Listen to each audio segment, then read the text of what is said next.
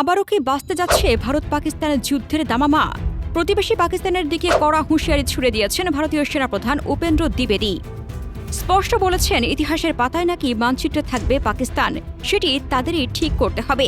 ভারতের অভিযোগ, সন্ত্রাসবাদে মদত নিয়ে সীমান্ত অশান্ত করছে পাকিস্তান। শনিবার এক অনুষ্ঠানে সেনাপ্রধান হুঁশিয়ারি দেন, এই অতৎপরতা বন্ধ না হলে অস্তিত্ব সংকটে পড়বে পাকিস্তান। মনে করিয়ে দেন অপারেশন সিঁদুরের কথা।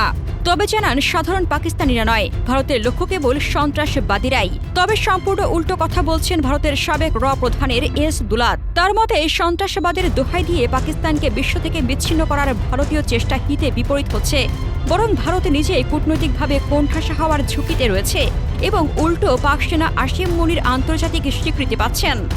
ভারতের এমন কড়া বার্তায় দক্ষিণ এশিয়ার নিরাপত্তা পরিস্থিতি আরও অস্থিতিশীল হওয়ার শঙ্কা তৈরি হয়েছে।